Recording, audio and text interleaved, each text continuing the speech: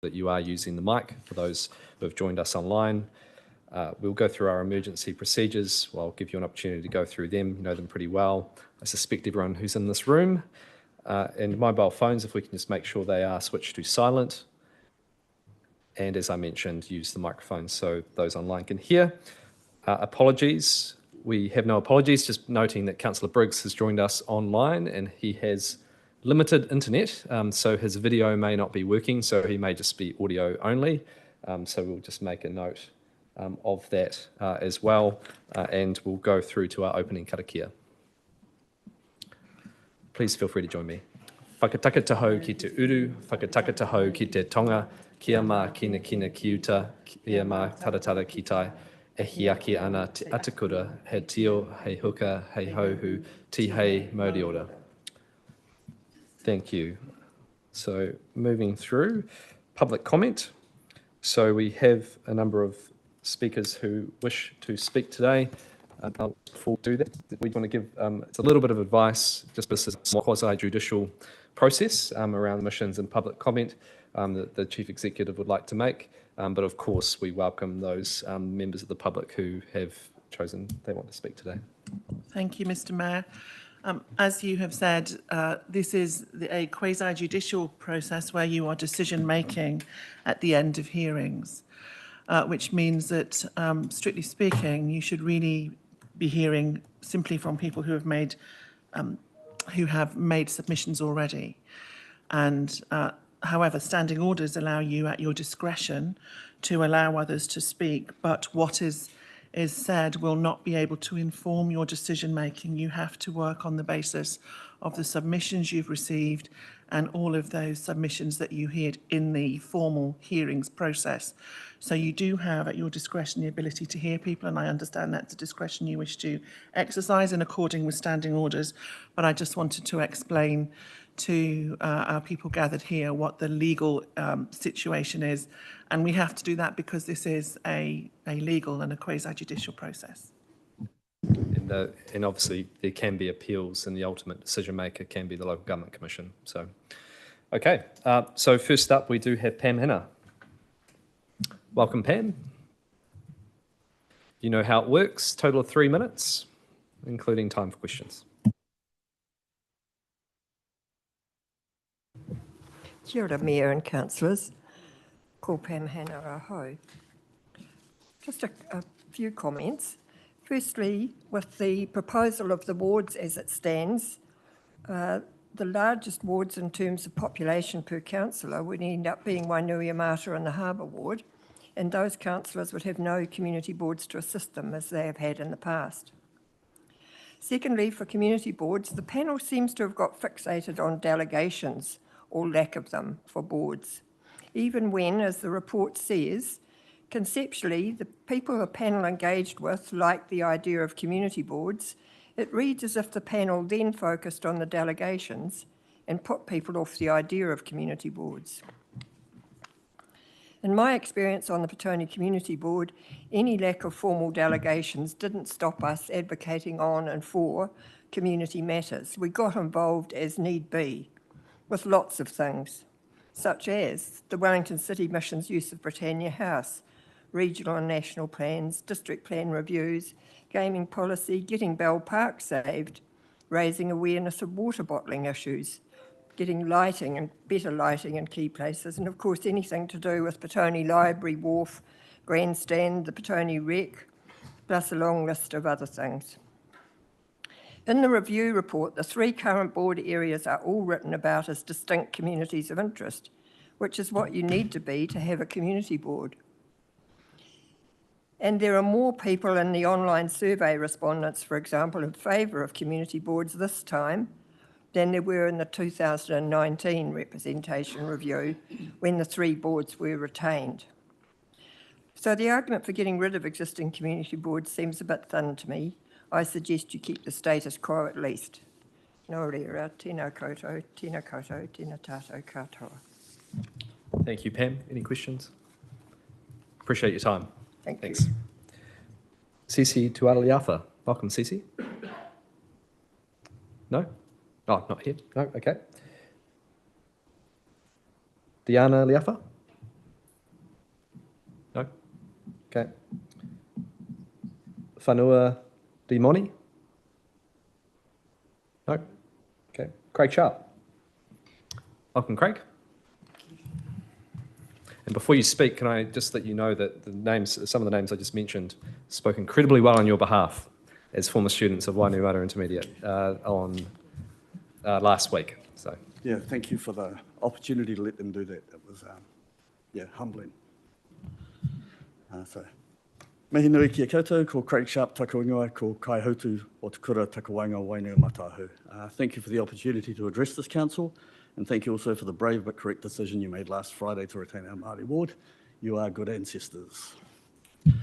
As principal of Wainuiomata Intermediate School and as someone raised and educated in Wainuiomata, I want to advocate for the continuation of the Wainuiomata Community Board. Wainuiomata is a community geographically defined by the korowai of hills that surrounds it, and as a clearly defined and separate community, it deserves its own unique and involved representation. Community boards were created to help councils keep in touch with the flax roots of their rohi, a role that has increased in importance as local authorities have become larger and communities more diverse. When considering the role and future of community boards, their strength is their connection to neighbourhoods and their ability to make decision-making down to a level where citizens can have real influence. Being part of the local organisations connects us to our cities and towns, as well as the country and humanity as a whole. The challenge is to enable citizens to have a real say about how the communities and neighbourhoods work, not only to ensure the right services are provided, but also to contribute to more resilient communities, which are able to resolve many of their own issues. Because of council's size, complexity, and the highly regulated way in which they work, it can be difficult for citizens to engage meaningfully. Community boards, like Wainuiomata's, have the potential to bring citizens and local government closer together, creating a form of neighbourhood governance. Providing avenues for people to interact and take part in civic life contributes to high levels of trust and reciprocity. The future of community boards is tied up with the future of community governance overall, in the way in which citizens can have a meaningful say about what happens in their streets and neighbourhoods. This is perhaps even more important today, given the growth of false narratives and the ruthless willingness of some authoritarian leaders to actively exploit social division and feelings of powerlessness to further their own agendas. We urgently need a strategy that enables people to have agency and to have say about the nature and development of their haukainga. Active citizens create what the economists call positive externalities.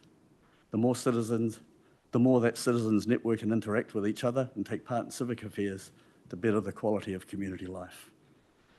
We should not underestimate the importance of local sports clubs and competitions and their contributions to building social capital. This is also true of community boards. They are not little councils, they are a part of our community, not its government. Wainuiomata's, indeed New Zealand's population is anticipated to be vastly more diverse, and central government will often find itself unable to address the critical issues facing our communities with a one-size-fits-all approach. Active and effective democratic engagement at a community level must be part of the solution, and community boards will be at the heart of this. As it has in so many other spheres across this country, let Wainuiomata lead this. Retain our community board and allow our community to thrive. Thank you for your time. Tēnā tātou katoa. Thank you, Craig. Really appreciate it. Okay, I know we have got a few people who I just mentioned before who have arrived. So Sisi Tualaliafa, are you ready to go? Cool.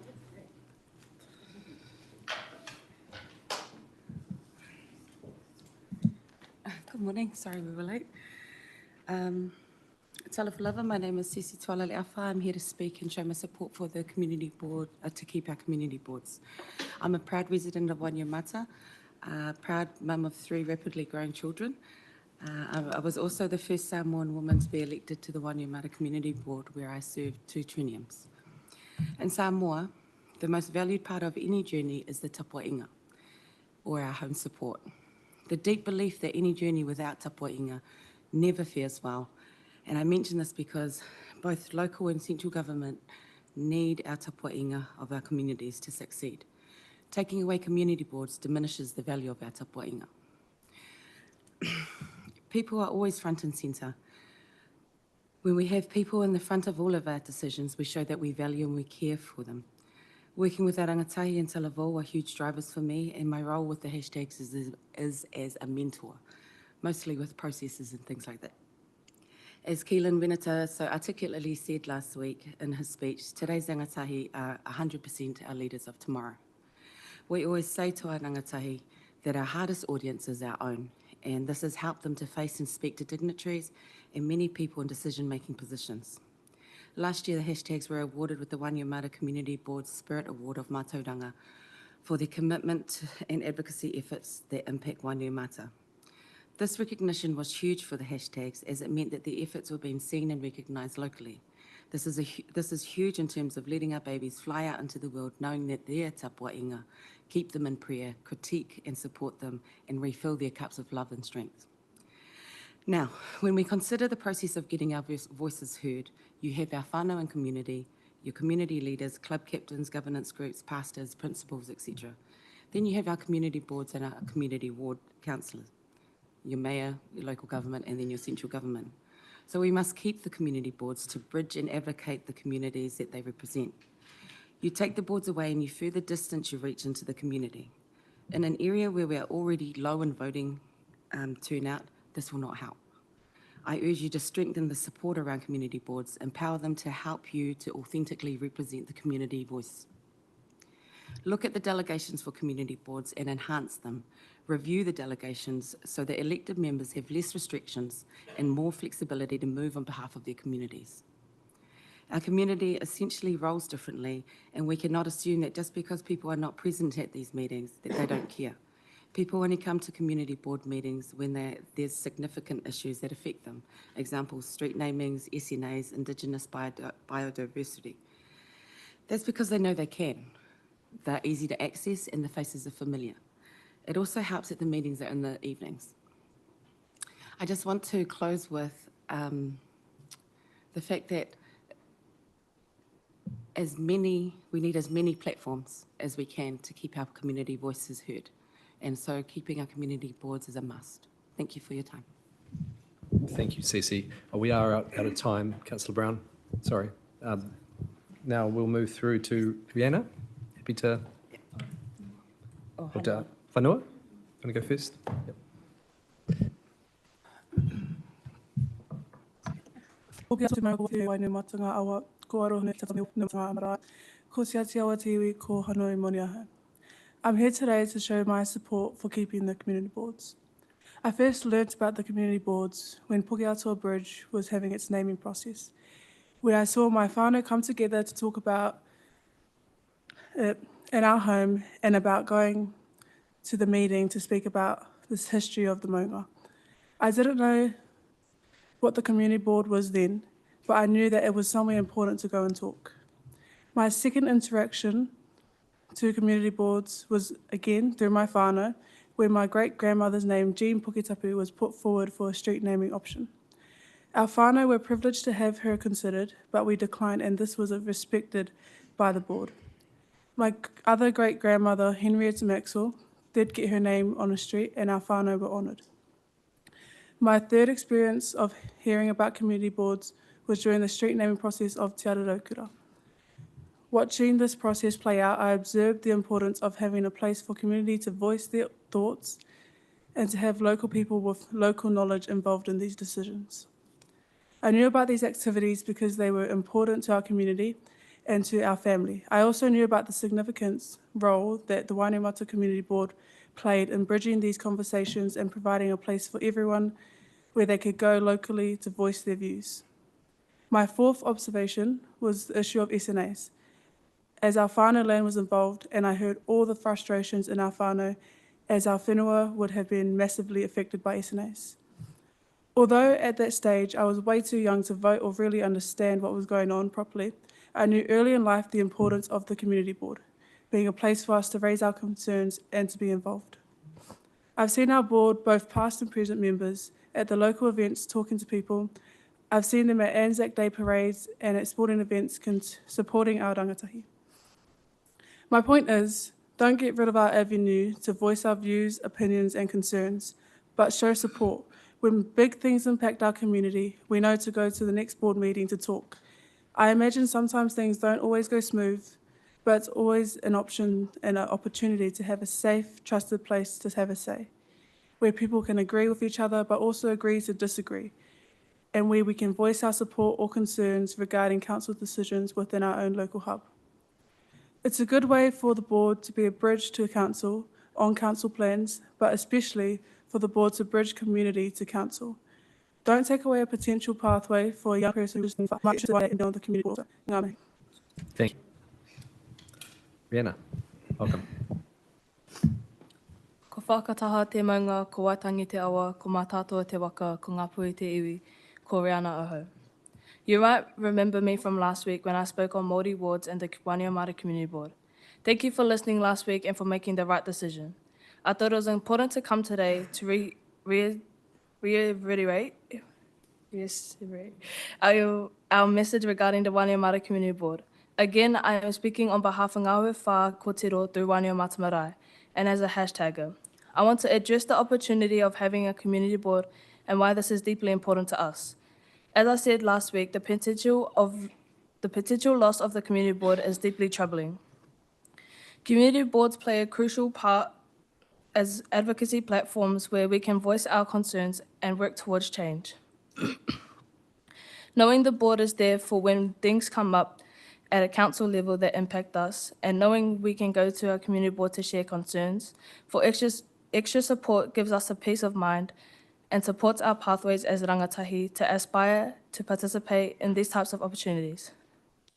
As I said last week, Ngā Haue Whā Wānui Marae is a community initiative focused on sport, education and culture, supporting rangatahi like myself in a cultural environment and aiming for academic success. I've been involved with this group since my time at Wainuiomata Intermediate, and I will start Year 13 at Sacred Heart College next year. Many of my peers, as I mentioned last week, have pursued impressive paths. Daisy is an apprentice in Hawke's Bay, Amelia is training as an electrician locally, Jada is studying at UCOL, and Anais is studying at Victoria University. Our growth and achievements are supported by our community, marae, clubs, families, and wider support networks.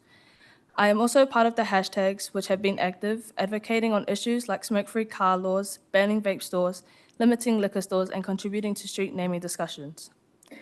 Some of our successful advocacy efforts have been reversed, and we want to prevent that from happening.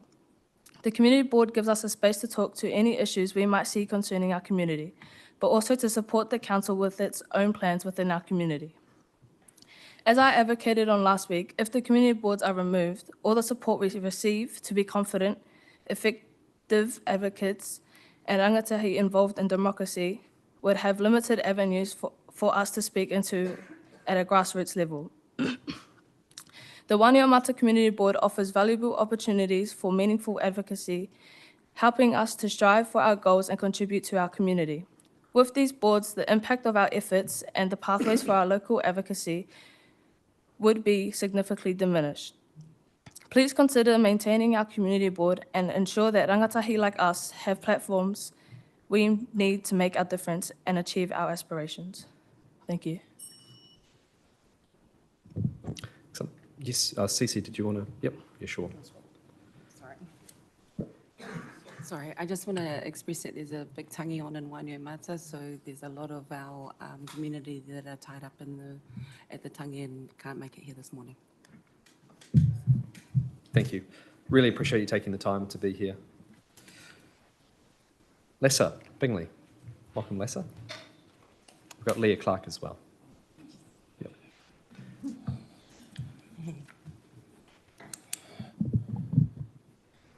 Kia ora koutou. Thank you for the opportunity to speak with you all today. My name is Lessa Bingley and I'm the Deputy Chair of the Wainuiomata Community Board, asking you not to disestablish us. Let's be frank. I have no doubt that if given the opportunity, every single ward councillor here would advocate for their community to have a community board if it was possible. Why do I know this? I know this because you care about the voices and the residents in your communities like we do. We know the quality of these relationships and what they can really foster.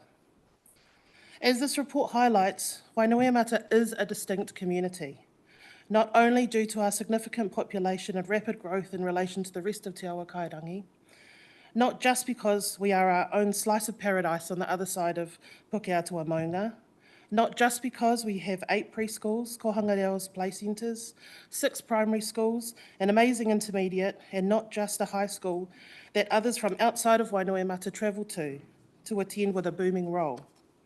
Wainoemata is a distinct community because our centre of gravity is at a grassroots level. When our chair, Te Awa Puketapu, spoke to our written submission in last week's meeting, we were compared to Eastbourne and how Eastbourne offered more submissions than Wainoemata had. While I tautoko and support the hard work that Eastbourne have done, we are comparing apples and oranges here.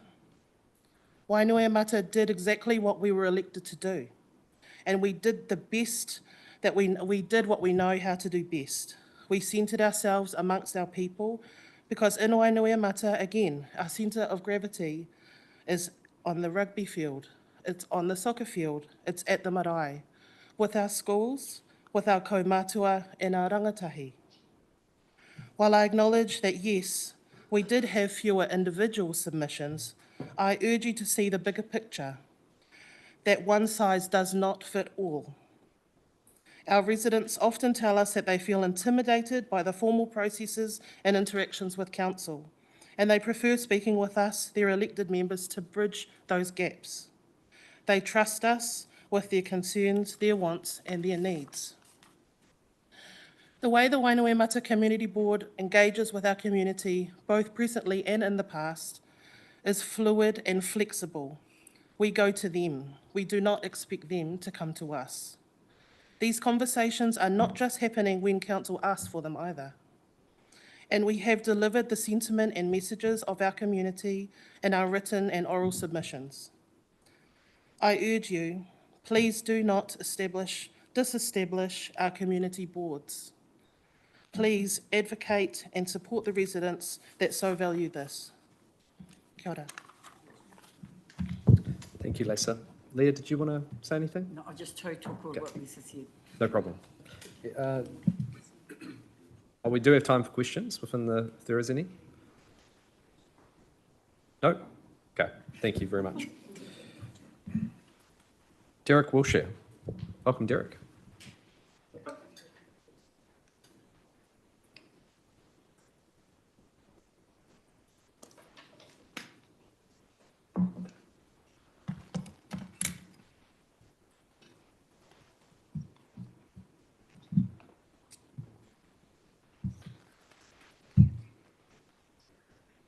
Kia ora tātou and kia ora Mayor Barry and CEO Joe.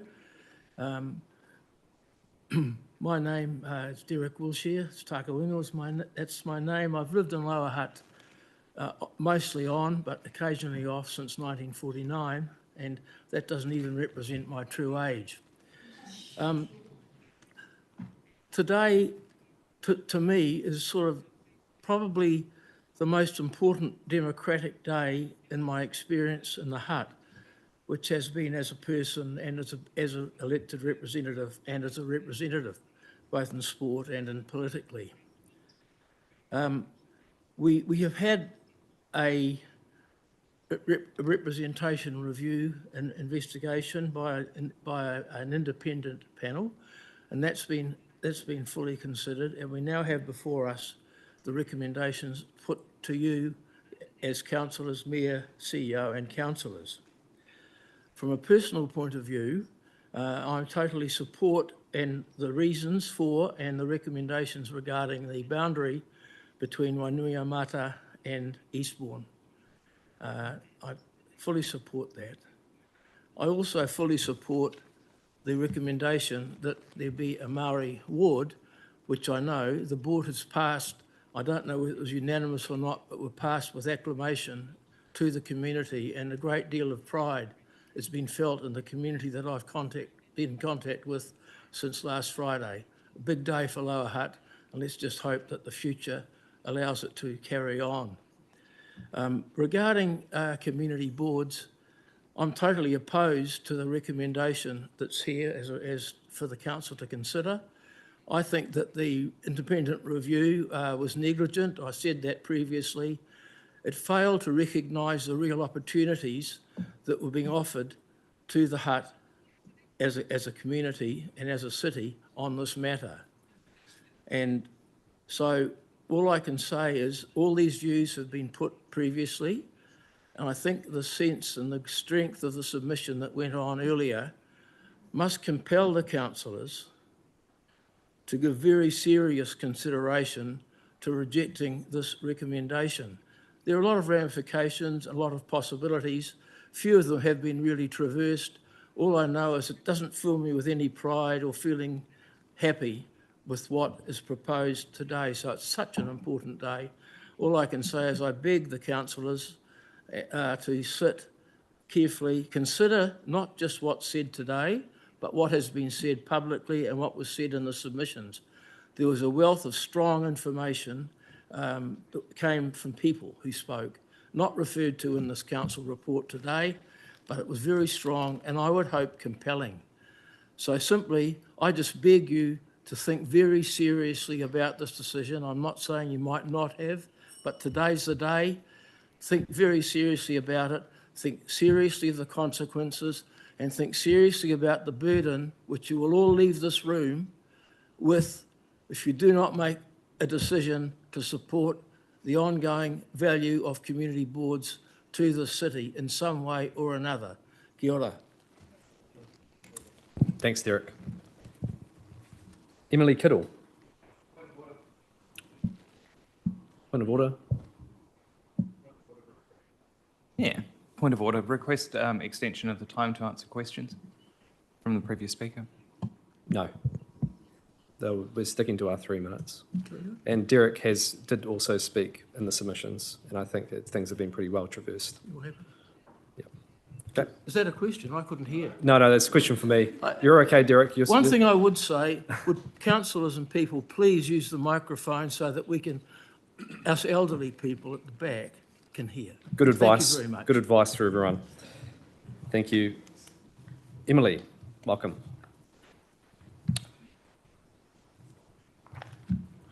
Okay. Kia ora Over to you. koutou. This morning I'm speaking on behalf of the Eastbourne Community Board. First, we want to express our gratitude to the council officers for responding to our request to adjust the boundary between Wainuiomata and Harbour wards by recommending that Pencarrow Road be included within Harbour Ward. We believe this is a practical and logical decision given there is no direct public access road from Wainuiomata.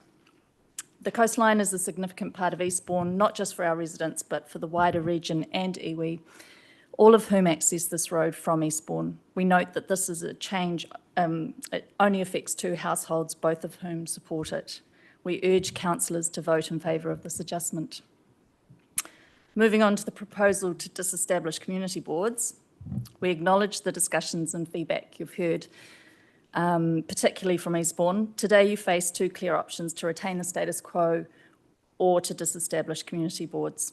On behalf of the Eastbourne residents, we strongly ask that you vote to retain the status quo. But this isn't just about Eastbourne, Petone and Wainuiomata. Retaining the 3 existing community boards keeps the door open for other communities of interest to request their own in future. The community board model addresses many of the engagement and access issues identified by the independent panel. It gives residents a clear and visible way to engage with the council on matters that matter to them. It's a proven model of local democracy that works. We commend the independent panel for its excellent summary of what community boards do when it described the functions required by communities of interest. 1, negotiate access to communities through those with lived experience of that community. 2, engage at their place, resulting in an increased level of comfort and safety and at a time that best suits the community. 3, ensure discussions are facilitated jointly by a local community member. And 4, communicate information from the council to communities in their own language.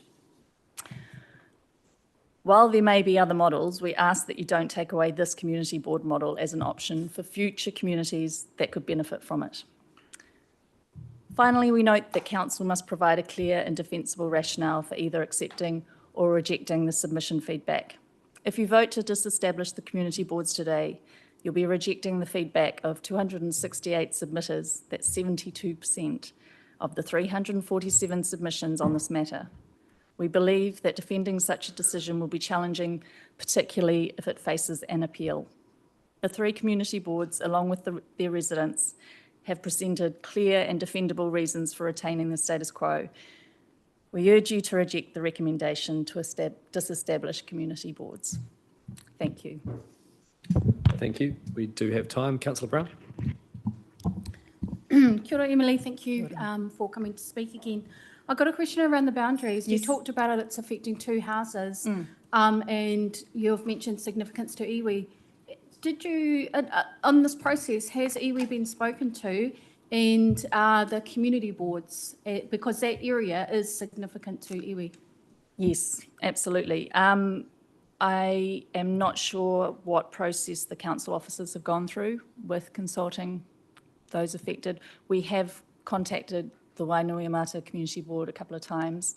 Te did acknowledge that a few days ago, and she'd missed it earlier, and unfortunately she's away, so that is a concern. But yeah, that is something that I would leave to the council officers. Yeah. Yep. We can address that later on. Thank you, Emily. Appreciate your time. Thank you. Okay, moving through, Mike Fisher.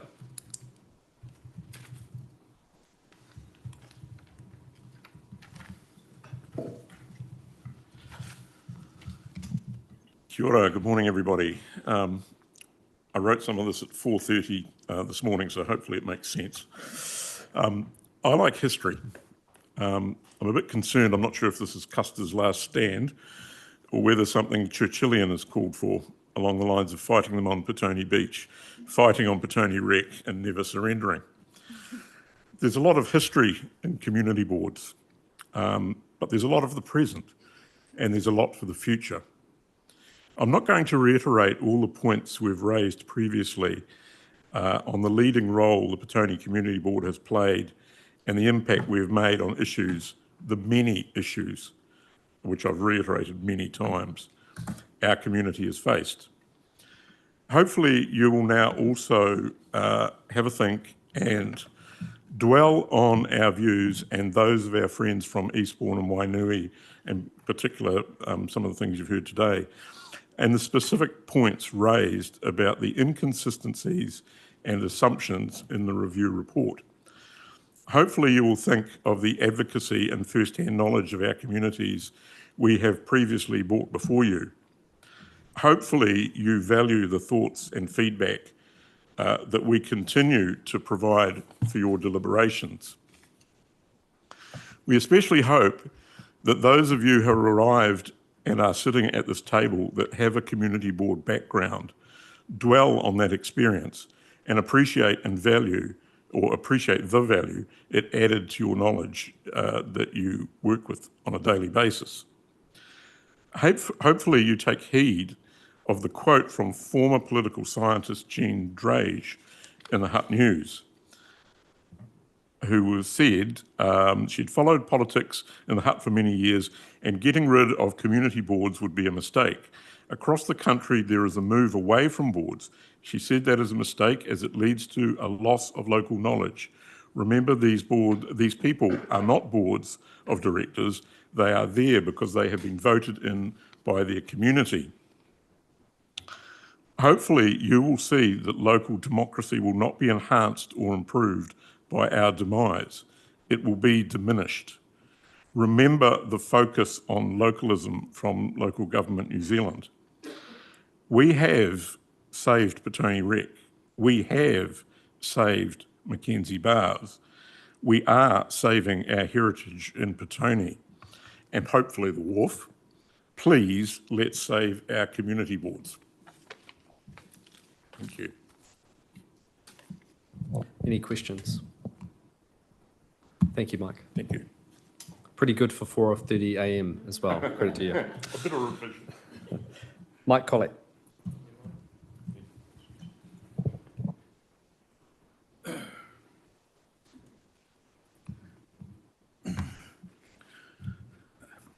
Good morning. My name's Mike Collett. I'm the president of the Lower Hutt Memorial RSA. We were only advised of the intention to or possibly remove the community boards in the last couple of days, and I appreciate the opportunity to have a few words before you this morning. And I understand is that what I say today won't affect your judicial situation, but there are a number of questions that we in the RSA movement have if should the community boards be disestablished. The first is that as an RSA movement, our responsibilities are to the welfare of veterans and their families, and also on behalf of the city, we organise a number of Anzac Day services right across the city. Should the community boards be disestablished, the question I have to you now is, who do we liaise with? We have a very good liaison with our community boards within the city, and for the central city, we have with the Mayor's office. Another one of our roles is looking after our memorials within the city, and some of you around the table will have been aware of some of the issues that we've had in getting some of our memorials refurbished, which is a big issue. And one of the questions that I ask councillors around the table, if you can assist me please, is that in particular we have been advised that there is a MOU between the council, the RSA and the Remembrance Army for renovation and protection of our memorials. We as an RSA movement and the Remembrance Army are unaware of this MOU. We have been told it's there. I've spoken with the Deputy Mayor, I've spoken with Mike Fisher from the Batoni Board. They have been advised that there is an MOU.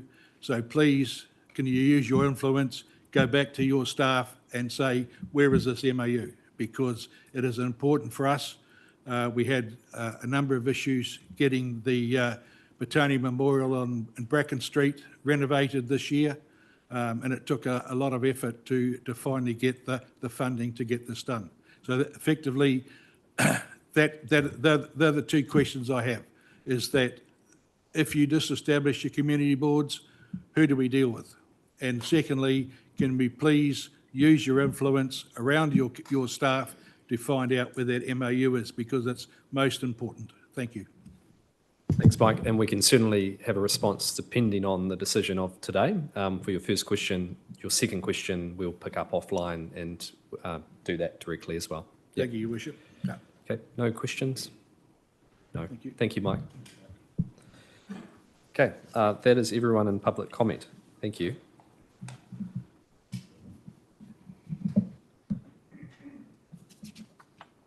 Moving through to conflict of interest declarations. Is there any conflicts to declare? No. Now moving through to item 5, which is the representation review, final representation proposal. Page 7 of your agenda, Richard Hardy, who is our Head of Strategy and Policy, will speak to this report. Then I will open the floor for questions.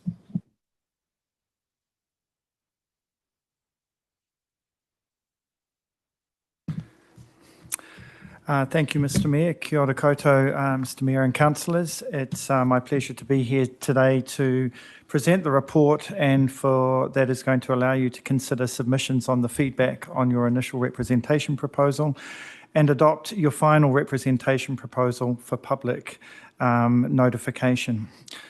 You'll be aware that this is the culmination of a review process that started back in May 2023 when you appointed an independent panel to undertake a representation review.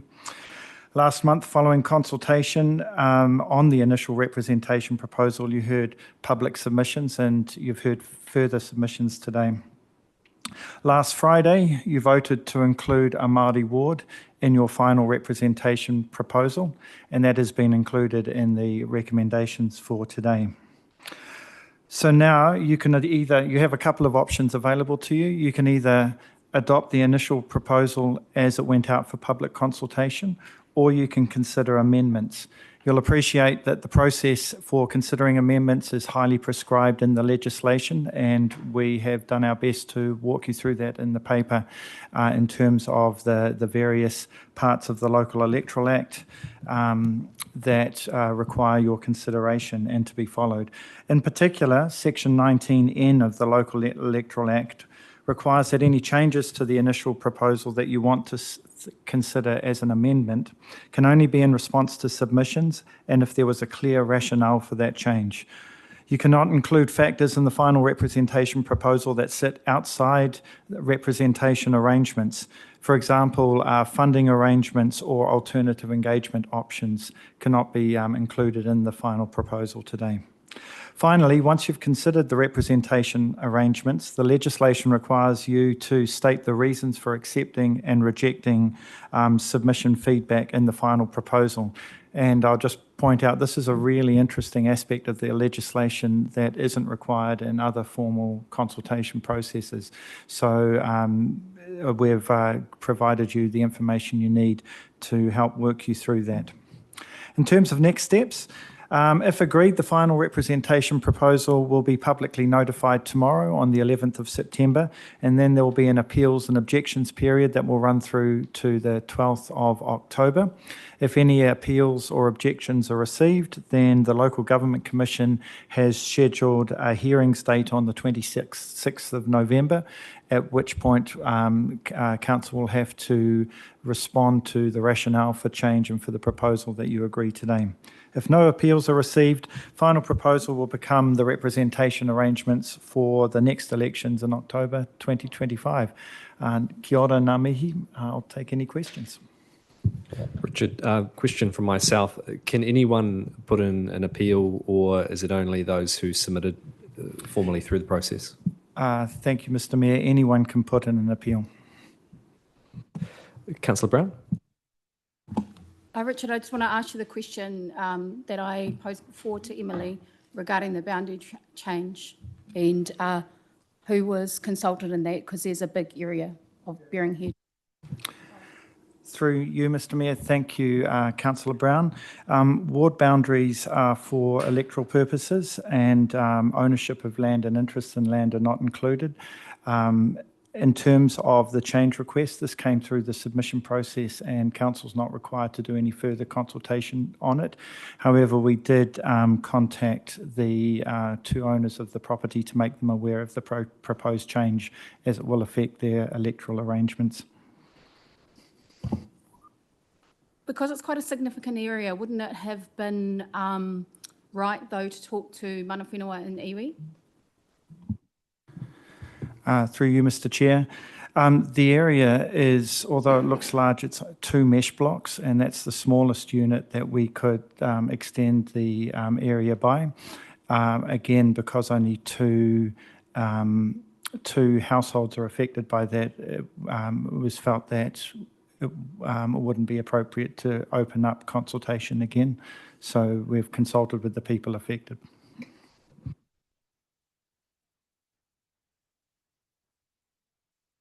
Madam Chief Executive. Thank you. Mana whenua, as you know, completely engaged in the representation review. They are aware of our proceedings.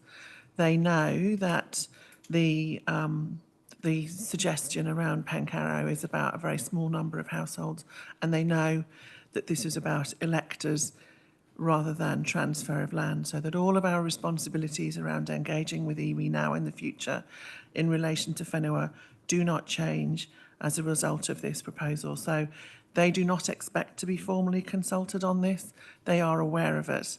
And so hopefully that just adds a bit of colour to that, Councillor Brown. Okay, any other questions?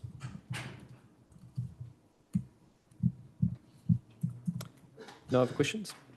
No, thank you very much, Richard. Probably help, just stay there if anything does come up. But yeah, happy to, obviously we've closed that part off. Okay, so now what we'll do is move through to the recommendations which are in front of us. What we will do first is we've got a sheet which will, yep, have we circulated that? A sheet with the different matters that were raised in submissions? Kate has that. Yep.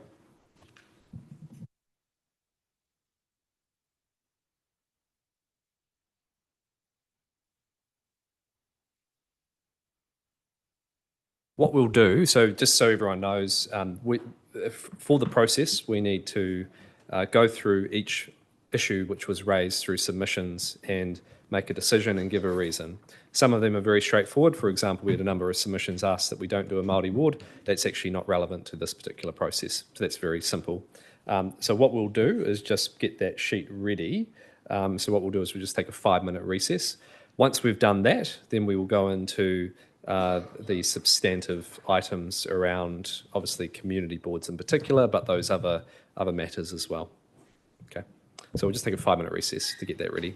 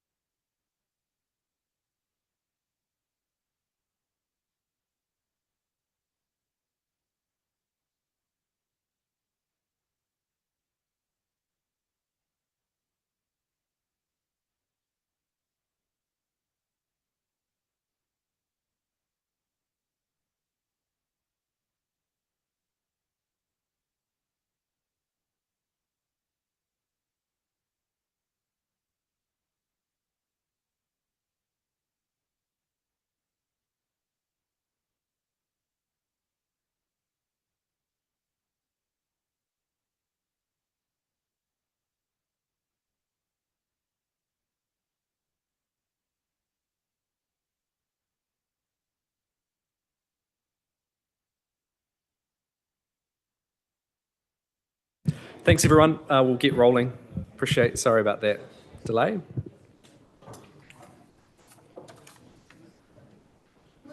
Okay. So page 46 of your agenda. Could we just make sure we've got about someone's to check the camera? Okay. Not a major, right? Oh, sorry, she's over here. Great.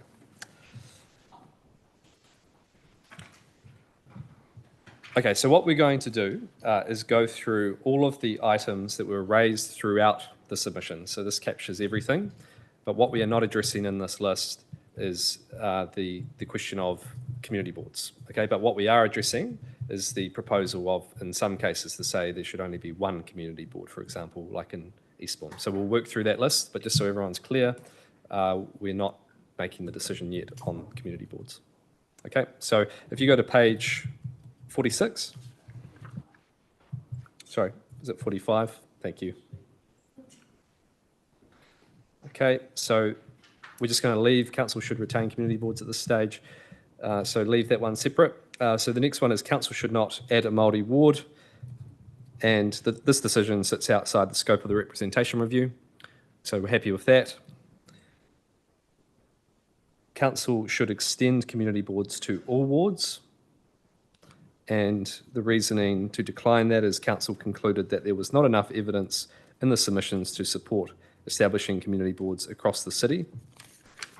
The elected member arrangements outlined in the final proposal provide for fair and effective representation across these areas.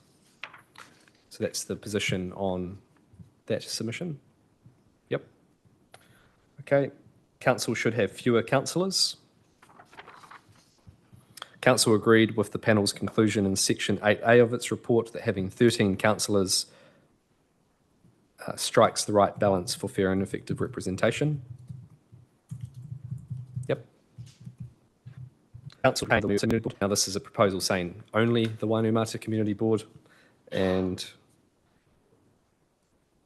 council reviewed the feedback on this option. Actually, I think it's a little bit confusing until we address the other boards generally, so we'll leave that. Council should maintain the status quo, and that again is referring to submissions that were across status quo across the entire arrangement, so we'll leave that particular one as well. Representation should be one ward councillor per general ward only.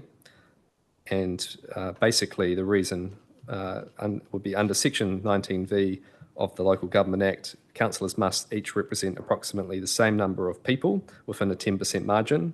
Because two wards are significantly larger, they need to have two councillors to meet this requirement. Yep.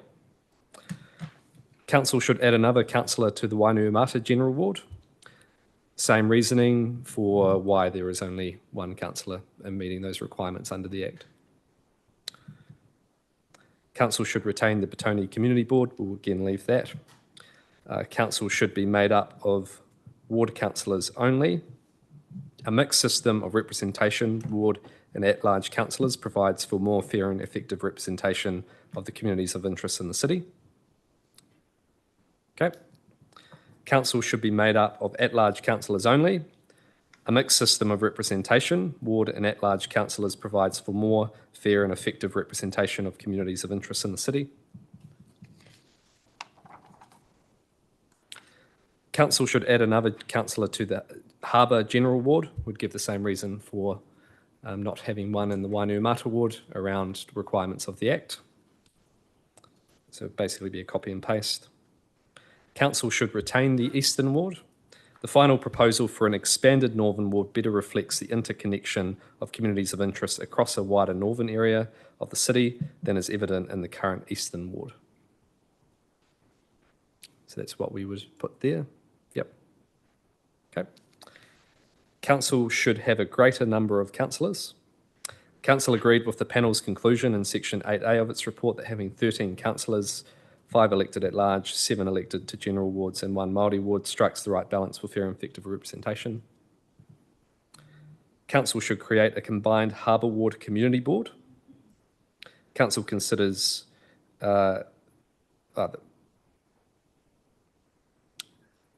council considers that we might again anything to do with community boards I'm just going to leave to one side because I think it's just slightly we'll need to come back to those. Council should establish more than one Māori ward. The number of Māori ward councillors that Hutt City Council can have is set by a formula in the Local Government Act, with 13 councillors. Hutt City Council cannot have more than one Māori ward councillor. Again, electoral requirements. Council should create a part-time Wainuiomata councillor. What do you think about that one, Councillor Brown? Same pay or less pay, I'm not sure. The Local Electoral Act 2001 does not allow for the establishment of a part-time councillor.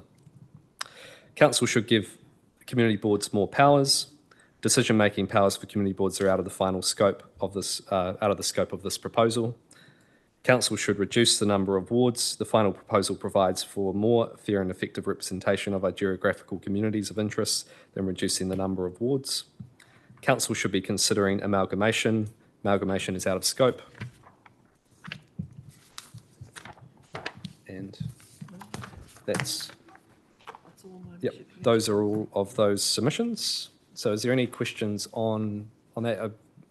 Hopefully you would have raised it as we were going through, but by exception, if there's anything else, Councillor Dyer, then Councillor Parkin. Sorry, I had to check the map before I raised the point. The one around council should retain the eastern ward. I think you mentioned something about the northern ward. It should probably also mention the central ward because that ward's kind of been split between those two. Yep, no, fair point. So the final proposal for an expanded northern ward and eastern ward, expanded northern and central ward better reflects. Yeah, so we'll make that change. Councillor Parkin. Thank you, Chair. You mentioned that council should extend all community boards to all wards and incorporated that in the feedback. I don't believe that's appropriate to address that yet. We haven't had that discussion. Okay. Yep, we can park that one for now. Yep. I did say that, yeah, easier probably just to leave all the community board matters to one side. Yep, fair enough. Okay. Anything else? Okay. So now what we'll do is move through to the recommendations, which are in front of us. And just if we can pull those up on the screen as they are in the paper. Excuse me, Mr. Mayor, before you go on, could I just make a point of clarification on a comment I made earlier? So the question was asked if when we notify the final proposal and it goes out for appeals and objections, the question was asked if anybody is able to make an appeal or objection. During the break, we clarified the response. I'd initially said that anyone was able to make an objection, but I was mistaken. The legislation quite clearly says that only people who have made submissions can make appeals and objections. Thank you for that clarification. Okay, so the recommendations we've got here, 1 through to 4 are all noting recommendations. We're comfortable, I assume, with those. Recommendation 5 is the extension of the Harbour Ward based on the submissions, and you can see the explanation for that change as A. We're happy with that. Okay, and we'll just scroll down to 6. Okay, so item 6 agrees to adopt the following as its final representation proposal. 1 mayor, 13 councillors. Councillors will be elected under a mixed system of representation with 5 councillors elected at large, 7 councillors elected from 5 general wards, and 1 councillor elected from 1 Māori ward. The 5 general wards are as follows, and I won't read all of that out, but you can see clearly the boundaries of those wards. And D, noting that the ward covering the area of the city will be called Manakarangi Ki Tai Māori Ward. So what I'd like to do is there any discussion on any of that? So that is everything but the community board matter. Nope. So what I'll do is I'll move that now. Do I have a seconder? Councillor Barrett, is there any discussion? Councillor Mitchell? Yeah, just briefly, and happy to support the recommendations that are made by the panel. As has been noted previously, this affects my ward, the Eastern Ward, more than any other. But still, I haven't had a lot of people concerned about what's proposed there. I mentioned it to a room full of people yesterday, some of whom were quite potentially unaware of the change, but also weren't upset when I told them what the change was. So yeah, just acknowledging this is a significant change, particularly for people in the Eastern Ward, but yeah, there doesn't seem to have been a lot of objection to what's proposed there, so I'm happy to support it on that basis. Councillor Shaw. Oh, and equally, I'm happy to endorse the recommendation that Northern General Ward covering Stokes Valley, Taita now includes Nana and Taita, and including 2 elected councillors for that particular boundary. I think that would add great value for the Northern Ward, and I endorse that recommendation along with the others. Councillor Salinger, then Deputy Mayor Lewis. I just want to flag for the record where I abstained from the vote on the Māori ward and gave my reasons why I was kind of this way and that on the matter. Of course, now I accept that's a democratic decision of this council, and so incorporated in the wider representation review, and so I'll be supporting that as it stands. Thank you. I'm in support of these, the ward changes, and just to highlight that the Harbour ward, I'm noting that Korokoro was mentioned that should be on the Western ward by submitters, but the connection is really to Petone, so it's good that that historic connection has stayed. And also thank the Eastbourne Community Board for highlighting the boundary change, which I support as well. Thank you. Okay, Councillor Brown. I just want to briefly say that I support these, the key boundary changes for the ward changes. I just want to highlight, and it's been spoken about a little bit, of us having the Māori ward councillor. I just want it on record that that isn't an additional cost to us. That because we're having a Māori ward councillor, it's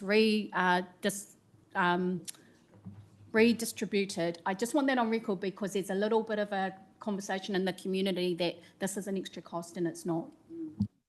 It's a good point, and the Remuneration Authority sets a pool, and if you increase your councillors, that pool is split up across those councillors, so I think we can certainly note that down. Councillor Briggs. Thank you, Mr. Mayor. Just wanted to speak in support of those recommendations, noting as well that the citywide councillors is reducing by 1 down to 5. I think the total mix across the city is going to give a fair representation. Having both been a ward councillor and a citywide councillor, I think the mix that we're having alongside a new Māori ward councillor is the right thing for the city. Thank you, Councillor Briggs. Okay, so again, for absolute clarity, we are moving here. We've moved and seconded recommendations 1, 2, 3, 4, 5, 5A, 6, and then 6A through to 6D, and leaving E, which we'll address next. So all those in favour say aye. Aye. Those against no. I declare that carried unanimously. Okay, so now we come to the community boards. I'm happy to pass it to the floor for discussion or any motions that members would like to put. The advice here, from what I can see, is really an option between status quo and disestablishment of the community boards, in my mind. I suppose I would just make a comment that I did ask officials to go away and consider what it would look like with the retention of the Eastbourne Community Board only, based on the overwhelming submissions that came back, and clearly the advice is that may be a more challenging position to take versus status quo. So in my mind, there hasn't been a case made for further establishment of community boards across the city and where that would start or finish. But the consideration here is status quo and disestablishment. That's just thought I'd put that out there as a starter. Councillor Brown. Tēnā koutou katoa, hinga manuhiri, no mai haere mai ki tēnei hui. This report has been about representation across Te Awa Kairangi and how we represent our communities. I want to thank Lesa and Te Awa who came and spoke very articulately about the needs of the Wainui community and talking about the centre of gravity of where our engagement is. This representation around the community boards is a hard discussion because we are all interested in equity across the city and representation across the city, and acknowledge that there's areas that need further representation if we're taking it on equity.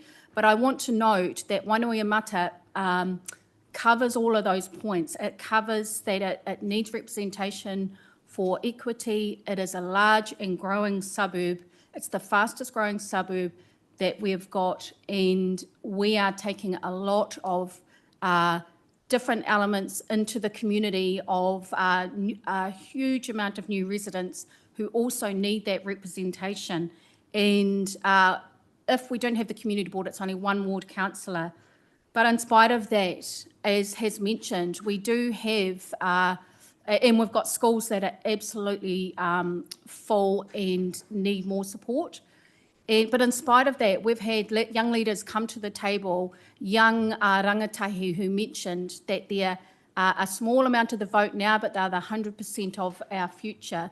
And in supporting them, to have pathways into places like we are now. So for me, I'm supporting the status quo, and I'm supporting that we have those representation in the areas that need it. But I also want to acknowledge the other areas that don't have it, like Taita and the Eastern wards that need support as well. But I'm supporting the status quo. Okay, we don't have a motion on the table. So are you moving status quo, Councillor Brown? I'm moving the status quo. Yep. Is there a seconder for that? Deputy Mayor Lewis. Okay. Deputy Mayor, did you want to comment? And we'll open it up. Yeah, kia ora koutou katoa. I came through a system of a community board. I never would have got involved in this game if it first hadn't have been connecting with a community group, and it wasn't the community board, because at that particular time, they weren't the people that I'd connected to. So I connected to a group that was standing up for values that I believed in. That group is no longer there. The community board is still there, and it has changed over time. So that board is still something that people connect to into the city. For this representation review today, we're talking about the whole city, and it always has been about the whole city. But the model that we're working with, I don't believe is right. I think we can do this whole thing a whole lot better. But for right now, we have a system that we're working with, that we've got communities that are working that system. And I work in 2 of those wards that have very good functioning community boards that are connected to their people. And that is what it's all about. And our role as councillors is about doing that job as well. And I think we all have a bigger role to play into the communities that don't have the amount of representation review.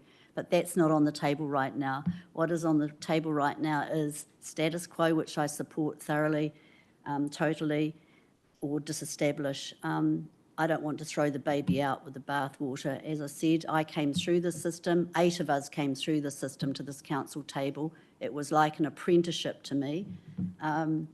So I feel if there's a way that we can open it up in the future to review this whole thing again, it would be done differently. But for now, it's status quo, and to totally support community boards and the work that they do. And I just think that we can work better through the whole city in a different time and different space. Thank you, Deputy Mayor. Any other comments? Councillor Shaw, then Councillor Edwards.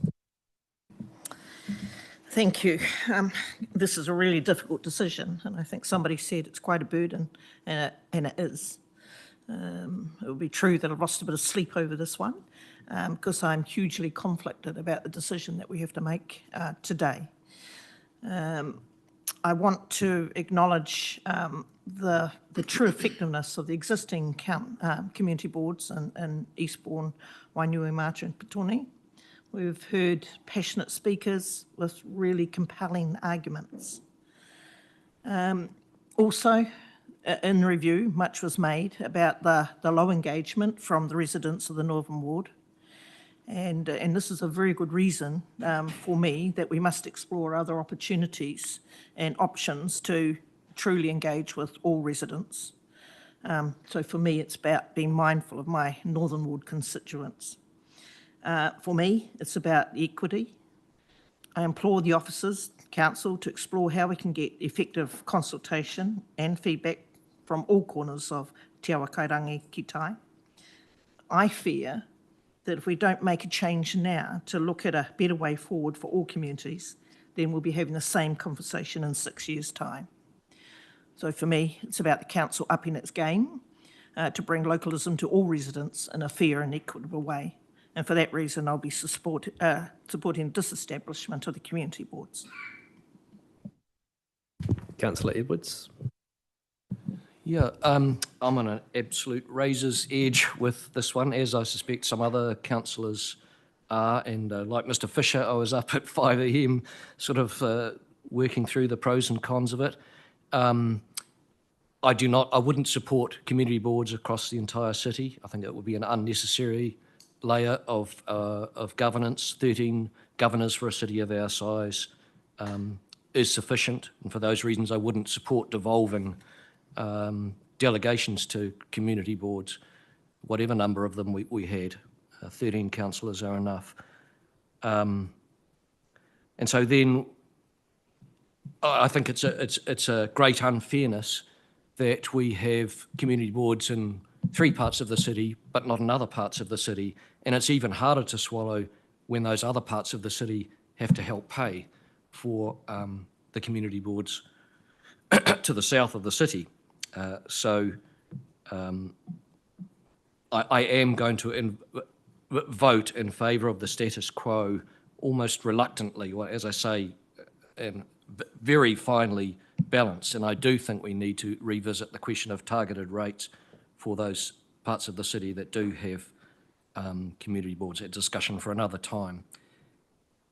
The real difficulty I have with the decision is parts of the city that don't have community boards.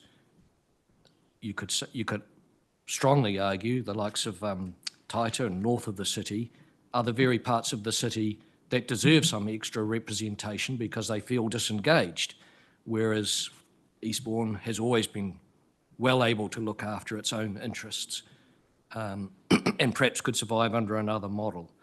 I think it was Deputy Mayor Lewis used the term throwing out the baby with the bathwater. I want to try some other models of representation in areas like Nainai and Stokes Valley, democracy forums and things like that. And I guess in my mind, if they work and they're not as expensive and they, most importantly, they prove effective and to be well represented, then I think the community boards in those southern parts of the city, for me, are on notice in 6 years' time. I do acknowledge, and this is another reason why, just by that fine edge, I'm voting for the status quo. Eastbourne Community Board is an extremely effective organisation, proved it for many years, and the submissions have told us they have widespread support from residents over there. So I'm very reluctant to see the Eastbourne Board go. Petone and Wainuiomata have also lifted their game. If you'd asked me about community boards when I was in my Hutt News days, I would have said get rid of them straight away. They were very ineffective. They've all lifted their game.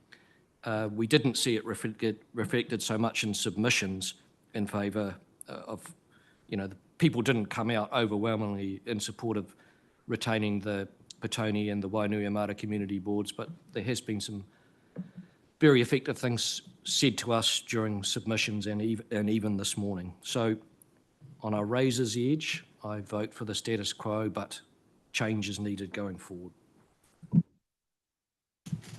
Councillor Tupou.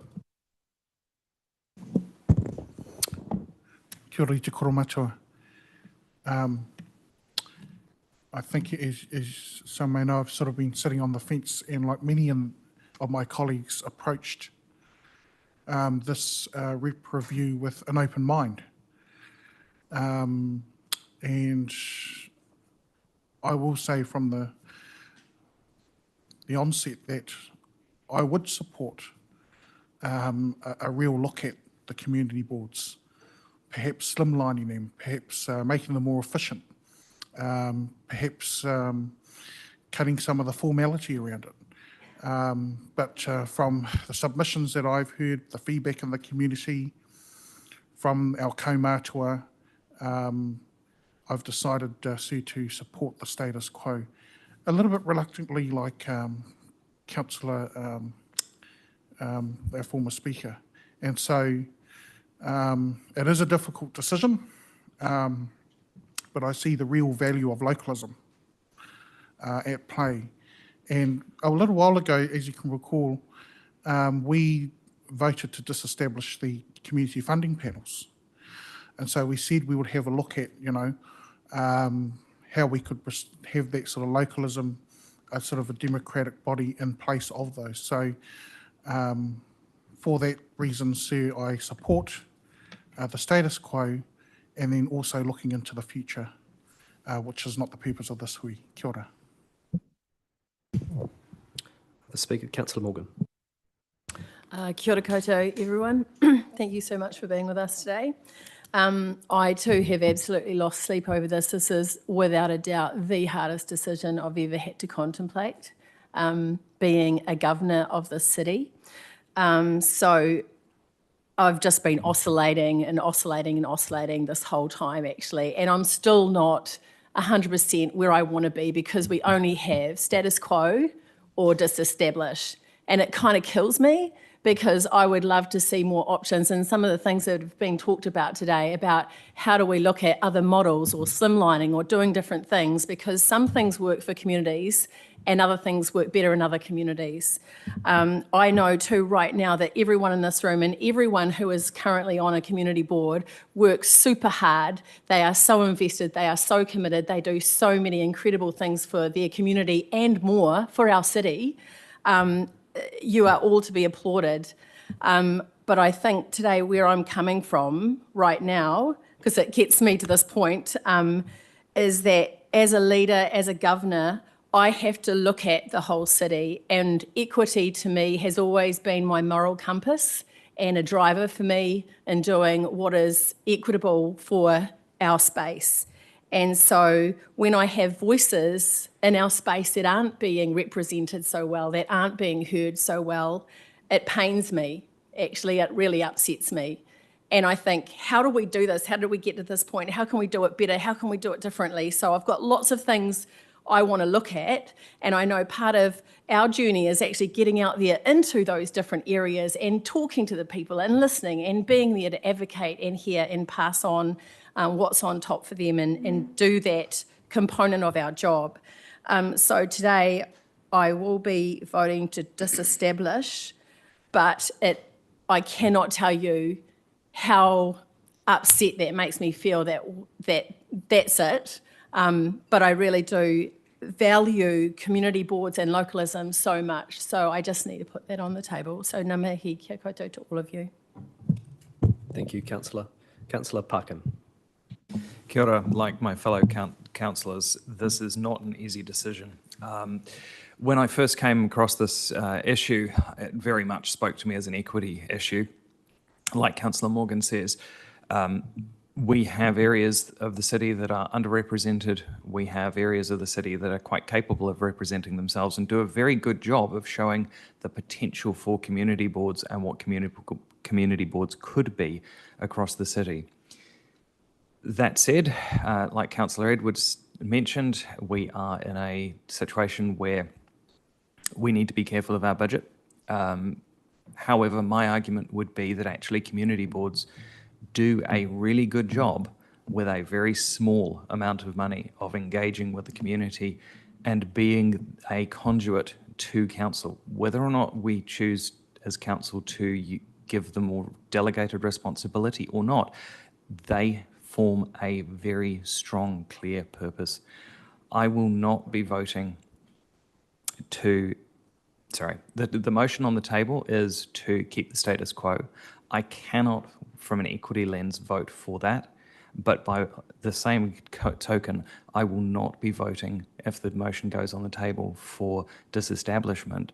I will be putting forward, and I foreshadow this, I will be putting forward a motion that we actually seriously look at how we make community boards work for the whole of the city so that we cover an equity issue. It has come up in our submissions. It is there. There is an argument for it. It is a difficult one to swallow politically in this climate, because people will see it as overrepresentation. The actual reality is that it is the ability for community to engage on a local level. It is localism done well. It is the exact opposite of what we all sat through at the LGNZ convention when our current Prime Minister spoke to us. And we need to be leading by example, showing that localism works, and empowering people and allowing that flax roots to work. Ngā mihi. Thank you, Councillor Parkin. Councillor Salinger.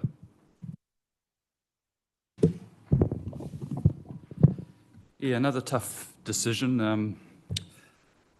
I was thinking back, I've probably attended about 100 community board or ward committees, as we used to have many years ago, meetings over the years. There's been a change. I would say in the early days, the community boards particularly were, I wouldn't say fighting is probably the wrong term, but they were battling with council on a number of matters. And I think there was probably two reasons for that. One is there was some reason for that battling. I guess the ways of working together were being teased out. There was a bit of clinging to the past, perhaps, pre-amalgamation, but that's changed over the years. And now I do see the community boards really working with council and adding a lot of value. I don't see the delegations as being necessarily the critical factor in that, or lack of delegations, because what I really see the value has been, and continues to be, in advocacy, consultation and engagement locally. And Mr. Fisher gave us some good examples of that in recent times, and I can think of others. It does weigh heavy on my heart, though, that we do, as Councillor Morgan has expressed, we don't have equity across the city. There's been various attempts in the past to achieve that. I mentioned the ward committees, which were fairly similar to community boards. They were paid members and so on, similar standing orders. The only main difference being just that they were not elected, they were appointed. In my view, they didn't work. I'm not sure, can't really explain clearly the reasons why, but it wasn't successful in my view. I think the difficulty has been in the past when that equity has tried to be achieved in the shadow of community boards in some areas of the city. It's difficult, I think, because we've got a model there and we're trying to find some other way of working around it in other areas. So the obvious thought is community boards across the city, and has been mentioned. I have a difficulty with that just because of the large extent and the number of elected members we would have in what is a small geographical area. I don't think I could support that scenario. I know that's not on the table right now in terms of the recommendation we're speaking to from Councillor Brown. The bigger concern to me, if I'm to vote against that recommendation, in other words, lean my support more towards the disestablishment, is the potential loss of those very valuable, effective representatives we have working at that level. I see a number of them here who I've met with, had chats with, and seen the good work they've done. So that is what weighs very heavily on my heart. But I think we need to find an effective model across our whole city, and I don't think we can do that if we retain the status quo and for 6 whole years try to find a way of working around that. I think we need to start afresh. and hopefully come up with something that works for all of us, all of our residents. So I'll be voting against the recommendation to retain the status quo.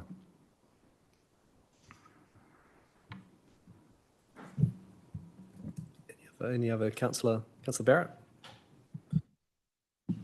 Thank you, Mr. Mayor. Everything that is needed to be said has been said. I will be voting against supporting the existing community boards. And I do feel with what everyone has had to say, we need to be looking at another model. We need to be, it's not about reinventing the wheel, it's about looking for equity right across the city. That's all I want to say. Thank you. Councillor Dyer. I was hoping to speak last because I really am so torn on this one. It's a decision that's weighed very heavily on me, and I've gone backwards and forwards, and I'm still torn now as I'm speaking. We've received a really strong message from the areas that have community boards, and I acknowledge the value they bring, and the submissions in the numbers were clear that 72% of respondents did oppose removing them. But we also need to recognise that most of these submissions came from the areas with the boards, and this does create a bit of a bias, and one that we can't really ignore when looking at representation across the entire city. And for me, it's kind of a double-edged sword when we look at how low the Northern Ward turned out in these submissions, and part of that reason is probably because they don't have community boards. It really is a double-edged sword for me.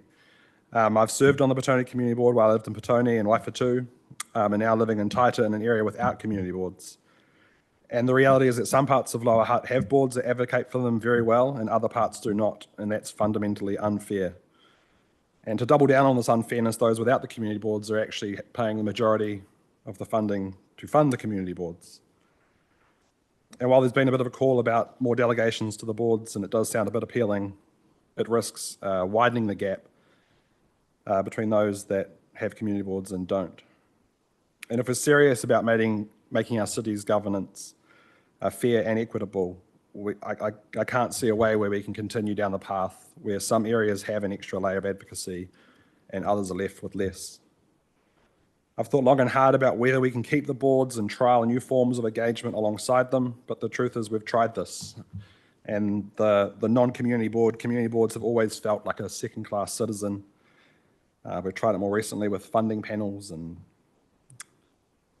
for me, it's either or. We either choose to keep the boards, and if we do that, we're doubling down on a system that's uneven and outdated. So removing community boards isn't about dismantling what works for some areas. For me, it's about creating a more modern, inclusive system that works for all. And we need a solution. We absolutely have to find a solution that engages with everyone across the city, whether it's through new models like citizens' assemblies or something else. So like everyone else, I'm really on a knife's edge. I think I'm slightly leaning towards voting against this. If this is lost, I will move a motion that the funding for community boards is ring-fenced and is used for an alternative model. Because for me, this isn't about funding. And I know it's come at a very unfortunate time where we've just come off the back of a really, really difficult long-term plan process, which absolutely was about funding and making some really tough cuts. And it's unfortunate these two have aligned, but there was quite a bit of public comment in the submissions that were talking about it being a cost-saving measure. And for me, this is absolutely not about trying to save $1. But we can't achieve this while maintaining a structure that's inherently unequal.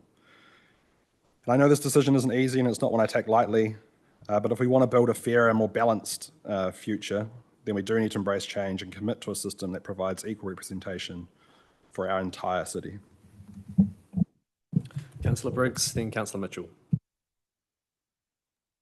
Thank you, Mayor Barry and colleagues.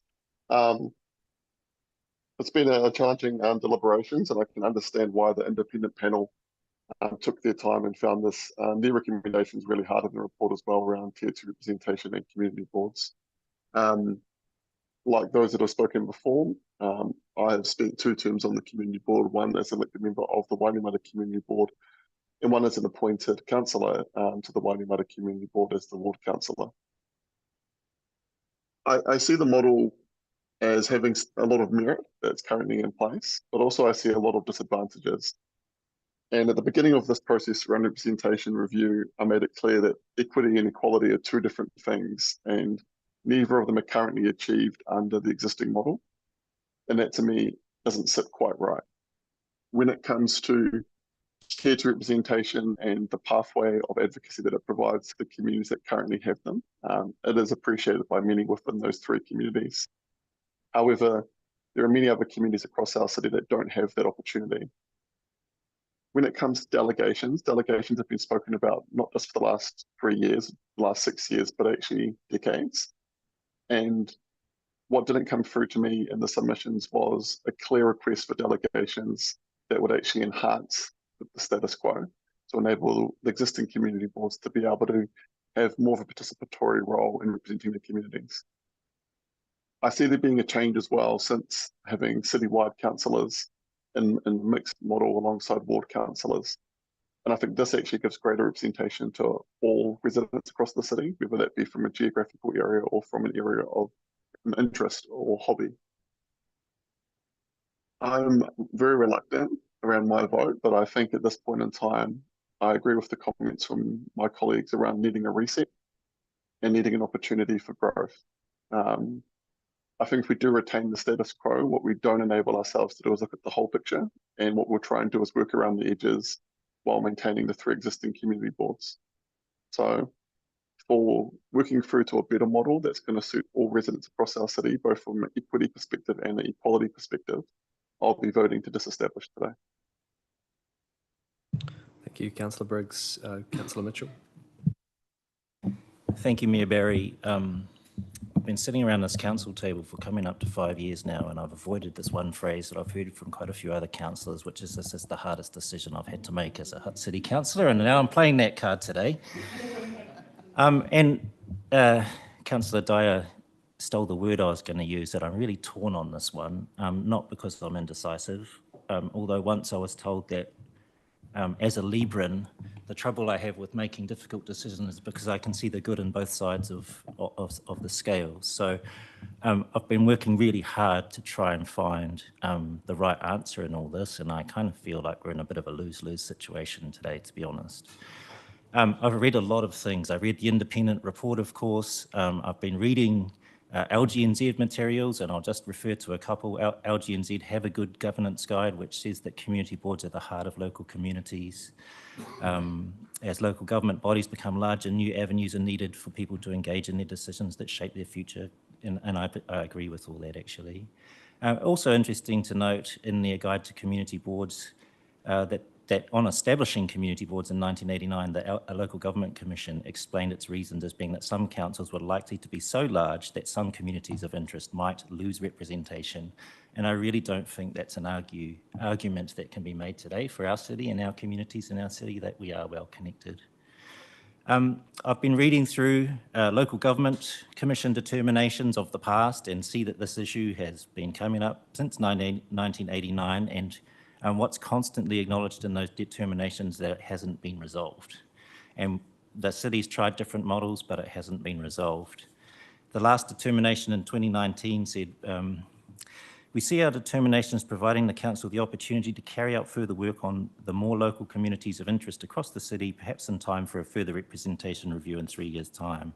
We see this work as extending to consultation with local communities seeking their view on the need or otherwise for new community representation structures. This will include consideration of retention of existing community boards and possible establishment of new ones. I feel a bit of sorrow that that work hasn't been done. There hasn't been a big community meeting in my community to discuss how we want to be represented, whether that's through community boards or some other means. Just coming back to LGNZ, they recently reduced a guide to localism at the latest conference there, which again talked about localism. It's the opposite of centralisation. It moves decisions and delivery closer to communities when they make sense. And they had done a survey asking what would make councils more effective, and heard that involving communities more when making decisions, delegating more decisions to communities, tailoring services to local areas. But they talked about a lot of other models: advisory groups, older persons councils, youth councils, citizens panels, citizens assemblies. There's a lot of ways that localism can be delivered. So as well as reading, of course, I've been listening to the community. Listening to the community through the report was one thing, and I acknowledge the best endeavours approach to engagement by the panel, which focused on underrepresented communities to achieve equity of voice. It was interesting to hear through them from members of our community who don't feel they have a place in our current system. I attended a lot of the meetings while this was out for consultation. We've heard through the submissions, read through the submissions, heard through the hearings, and I've had an awful lot of conversations about this over the past few months. And to be honest, I've probably heard every single point of view imaginable, which hasn't helped, to be honest. Reasons for and against everything hasn't really helped. So I reflected on my own experience. Tony's talked a bit briefly before about some parties battling council, and I was in a position of doing that myself a wee while back before I was a city councillor, and I lived in a community that had a couple of ward councillors, had no community board, no additional people who we could lobby to bring on our side and advocate for us, no community board meetings, nowhere to turn up and express our feelings. So as a community, we had to organise all of those things for ourselves, which is a huge ask of any community, actually. So I'd just like to acknowledge the ward councillors, the community boards and the community members who are advocating for retention of boards. I've definitely heard that you value your boards and we don't dispute that. I'm now a ward councillor for a ward that doesn't have community boards and never has had community boards. I carry the weight of my community, which is something I heard other people discuss. As other councillors, most other councillors in our city have done for the last 35 years without the support of community boards. Probably if there was a community board in my community, I would be standing here today advocating for the status quo. But I'm not here on behalf of my community to advocate for the status quo because the status quo doesn't work for my community. There's a barrier in place. It was mentioned there's been a door open since 1989 for communities to put their hands up and go through a process and establish a community board if they've decided they want to have one. No community in Lower Hutt has done that since 1989. In fact, none of the communities who have community boards had to go through that process either. There's a real barrier in place under the status quo, under the system for any new community to put their hand up and get a community board. So one person I decided I should listen to was myself. At the beginning of this process, I challenged the independent panel to be bold and to be brave and to really examine the status quo and challenge it if that needed challenging, and that's what they've done. I certainly didn't go into this process thinking that better representation involved removing elected members from the system, but like a few other people around the table, I have to acknowledge that this system doesn't work for every community in Lower Hutt. We all signed a pledge or gave a commitment when we came into council about working in the best interests of Hutt City, the best interests of all of Hutt City. And I don't think that our current system works in the best interests of all of Hutt City, and it hasn't done for the last 35 years. So I'm mindful that we should be looking for something better. One of the things I heard in submissions was about having simple structures that are the same across the city. And they don't need to be the same across the city, but certainly I feel that all communities, all rangatahi should have a platform to engage with council, and that's missing. And one of the voices we haven't really heard from throughout this whole process is from the people of Taita, the people of Stokes Valley, the people who don't have additional representation, who haven't had other people to come in and speak for them and are disengaged even from coming in and speaking for themselves. And we've tried proxies in those communities in the past. We've tried proxies to community boards and they haven't worked for those communities. So I really feel that the system we have isn't working. And so, yeah, I'm torn. And having said that, I'm not the kind of person to abstain. I've only done it once, I think, when I had a conflict of interest. So to use some words that I've heard from the independent panel and from my colleagues today, my decision is being made on balance and reluctantly I think I'm going to side with those who feel that a fresh start is a way to find better representation for all of our communities. So I'm going to vote against the status quo and certainly support Councillor Dyer's signalled additional motion that we should be investing in finding better ways to represent all of our communities across Lower Hutt. Thank you, everyone. And I can see and hear how challenging this decision is, and without repeating what everyone has said, I am in the exact same camp. As someone who started my local government journey on the Wainuiomata Community Board in 2010, as then the ward councillor who worked alongside the community boards, just as Councillor Brown does now, I've experienced firsthand the value of the community boards in our city, and I've seen that with Eastbourne and Petone as well. But also in my job as mayor, it's my responsibility is to think about what is in the interests of the entire city, and particularly those communities that don't have community boards, and the opportunity to look at a fresh start of a new way. So I do acknowledge that as well. With this, I suppose it's the advantage of chairing the meeting that you get to go last and see where everyone else is at. But I know how difficult this decision has been for each and every one of you, and I wanted to be able to hear that before making my call.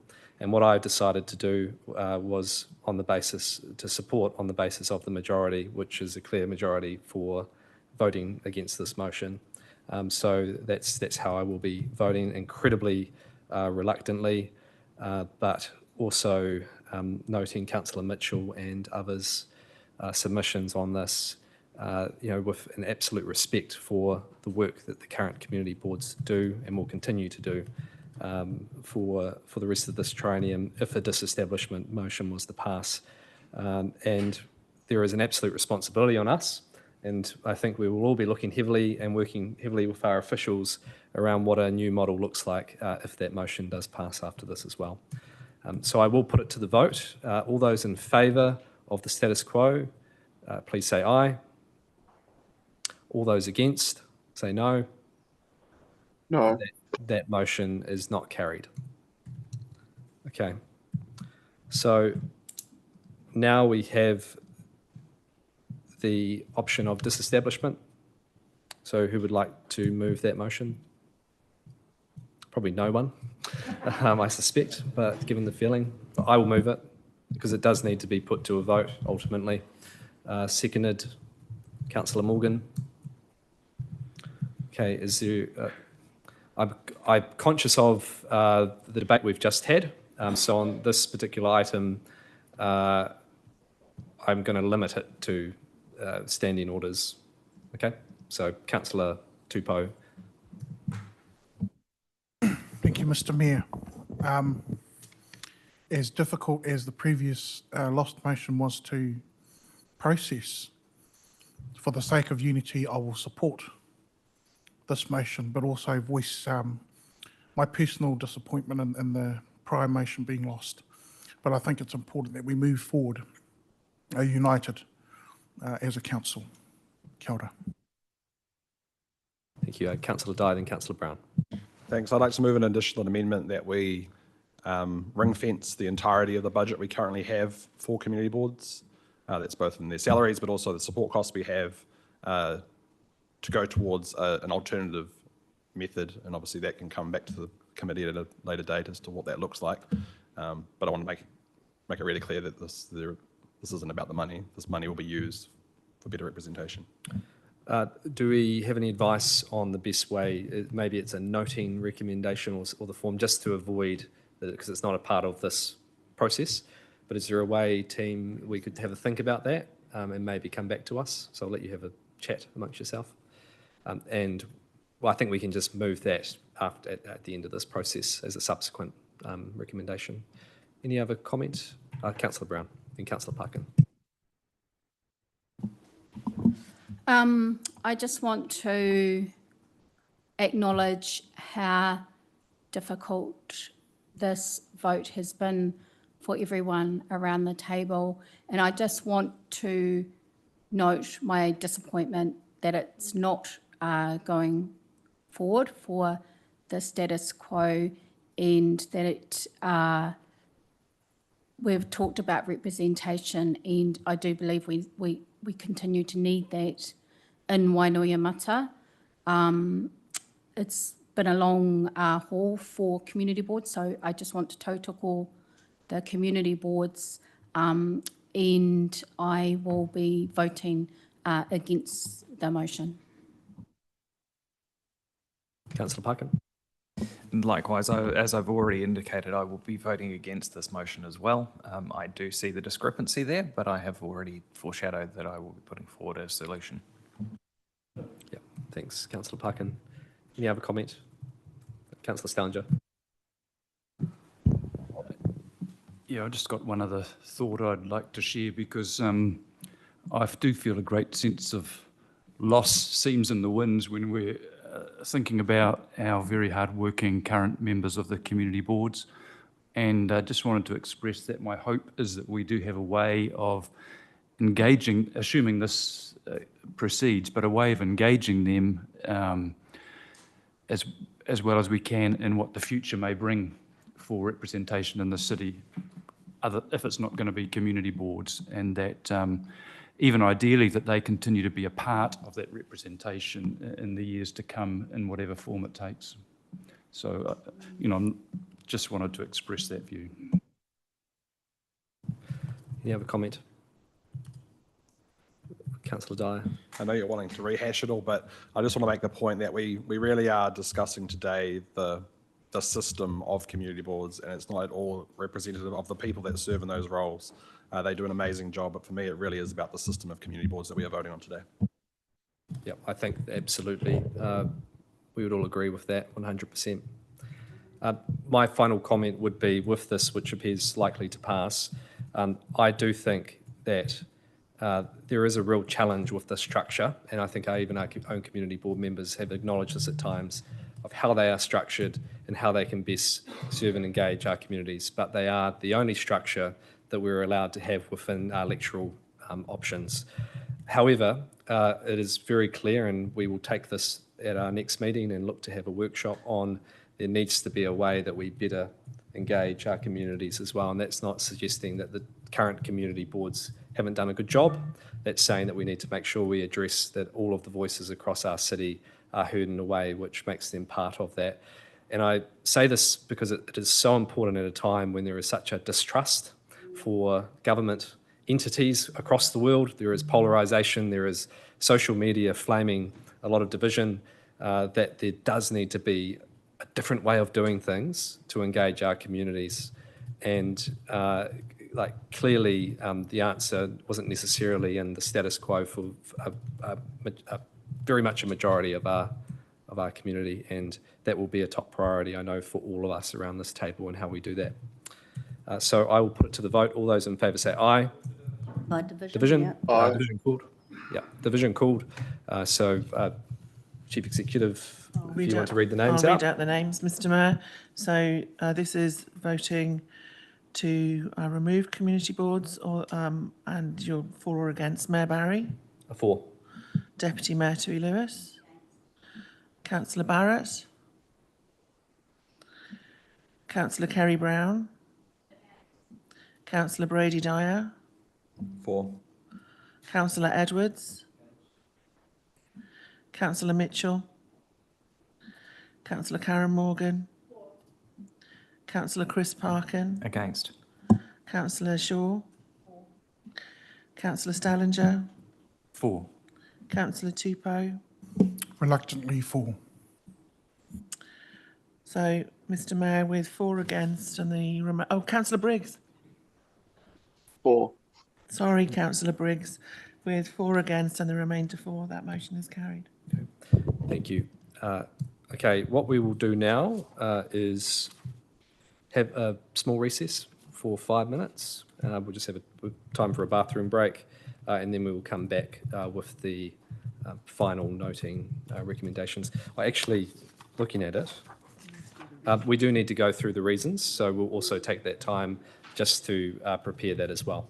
So we'll make that 15 minutes, if that's okay. Thank you. So back at 11:05.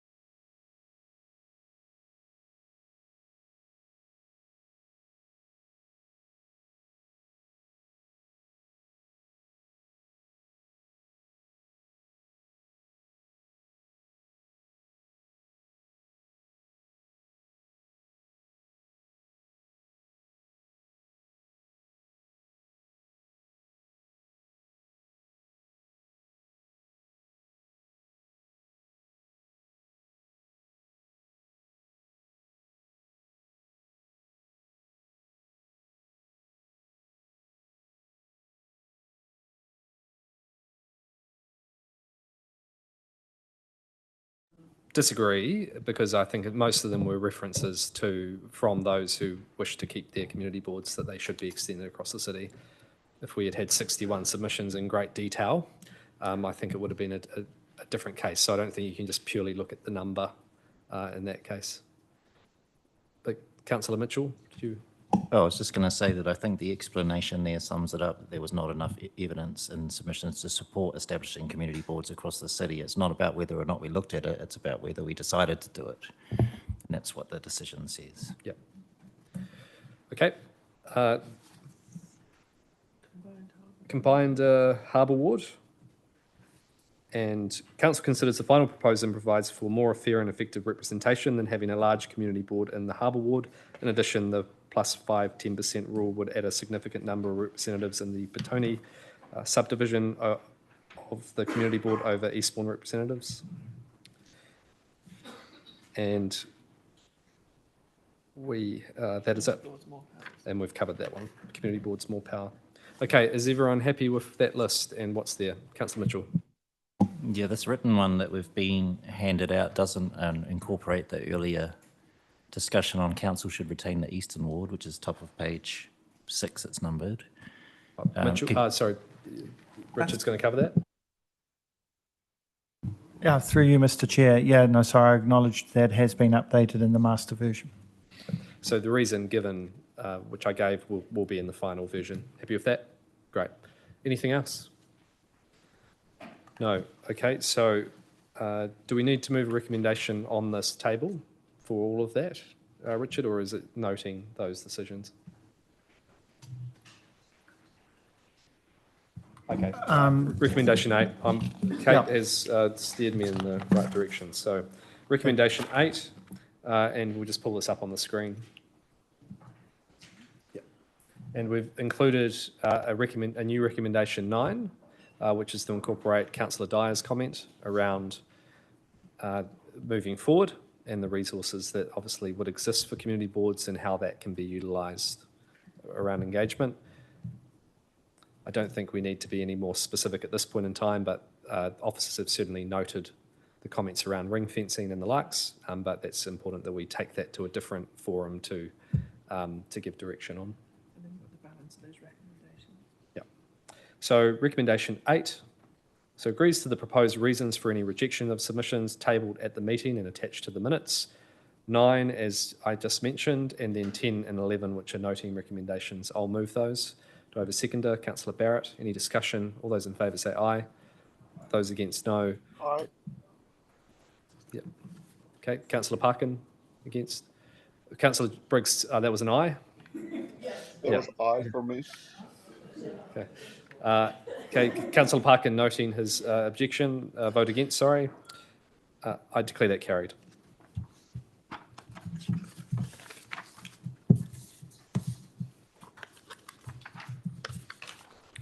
Now I move through to questions. I've received no questions.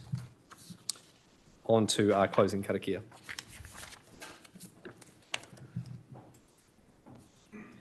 Unahia e te uru tapu nui, kia wātia, kia mama, tēnā kau, tia tina, tia wairua e te rā takatu. Koea re a rongo, whakahere, aki, kia runga, kia wātia, rā, kua wātia, hau, paimārie. Thank you very much. And what I would just ask, a question which we should have just had clarity before. Richard, did you want to provide any advice to councillors around if there's approaches from the media or members of the community around the decisions, how that should be managed given this will go through an appeal and the local government commission process? Well, Jared, thanks. So from our perspective, we're getting a media release out probably in the next hour, hour and a half. That'll just cover broadly the decisions that council's made. It will advise in the media release the process to to lodge an appeal, and so we'll advise of that right. I probably would advise that elected members and councillors direct people to that messaging and advise similar. We wouldn't want to be in a position of encouraging appeals or necessarily engaging with people on those substantive matters, but obviously pointing people to that information. It'll be published in the notice with the appeals information alongside that as well. and we probably just need to be really careful in managing that going forward. So if you're ever unsure, do feel free to ask to the team for advice. Yep. Councillor Dye? Yeah, obviously we had most of the community boards here, but just checking we will be reaching out to them before we send out a media release. Sorry? Just checking we will go out, we will let the community boards know of our decision prior to the media release going out. Obviously some of them are here, but not all of them.